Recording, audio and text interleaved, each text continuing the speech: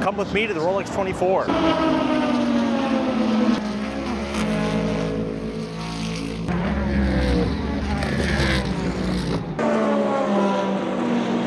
But now we're getting to what I really wanted to see.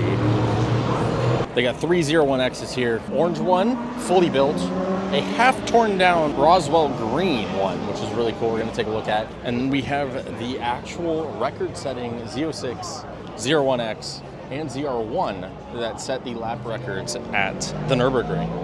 And here we have what is officially the fastest American production car around the Nurburgring. This exact car that Drew Cattell made a lap time of 6:49 in this specific car.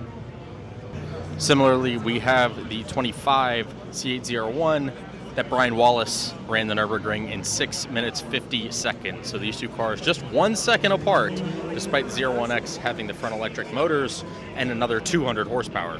And last but not least, we have the C8Z06 that Aaron Link made the 7 minute 11 second lap time. However, all three of these cars are outfitted with a Racetech racing seat, harness bar, half cage, as well as a fire suppression system and extra computer equipment for telemetry tracking, as well as missing the passenger seat. The ZR1X also has its battery cutoff switch. It's clear these cars have been heavily driven, judging by a lot of the damage around the car, as that's what the track does. Just kind of beats up the car for you. This one has a nice gash just above the X, as well as some evident fiberglass damage, I believe.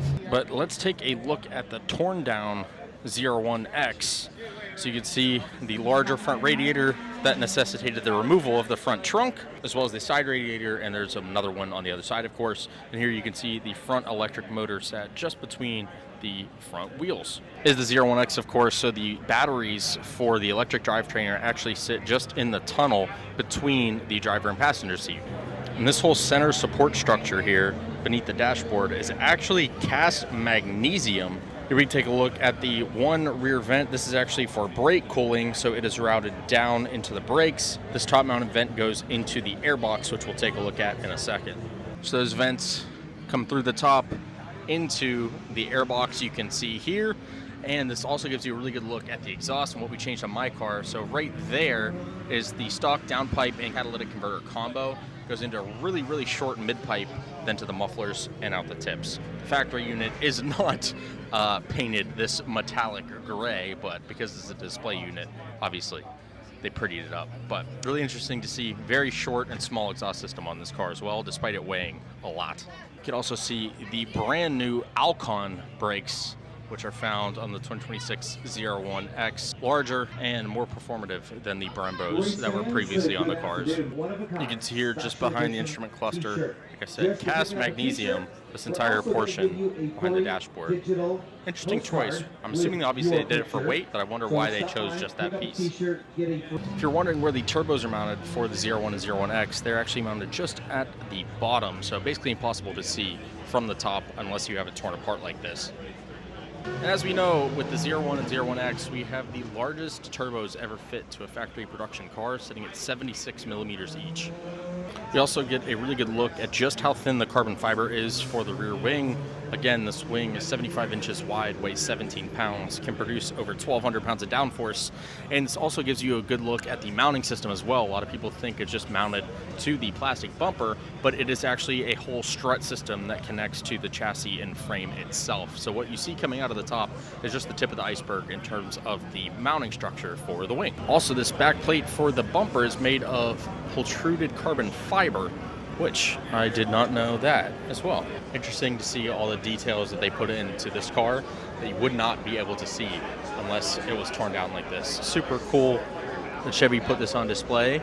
Really interesting to see. Hopefully the only time you'll ever see a ZR1X torn down to this degree.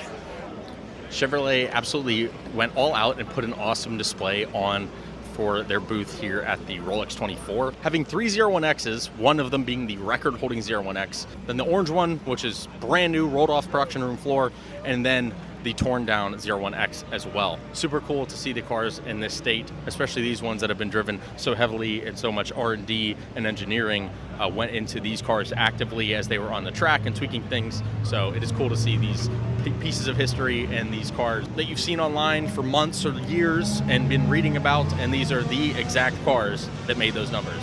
Super, super cool. Now we are basically in almost pit lane.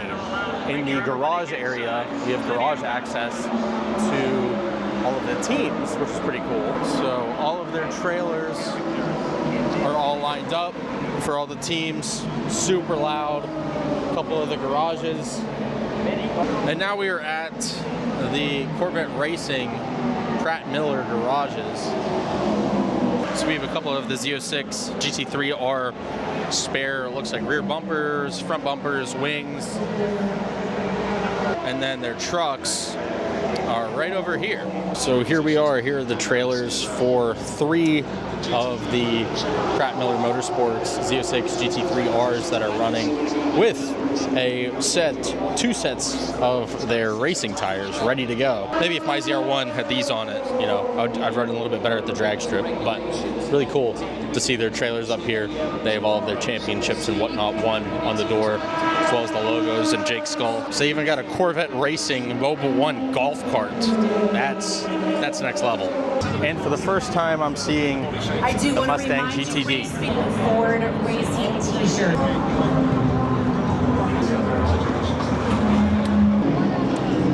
Now I guess we're gonna watch a bit of the races and then call it a night. Debating on whether or not I come back tomorrow. It's about an hour and 20 minutes away from my house or so not too far. But either way, hope you guys have enjoyed the video. If you did, make sure to leave a like, comment, even subscribe if you guys want to. And new videos coming soon, as always. Hope you guys enjoyed. I'll see you guys in the next video. Bye.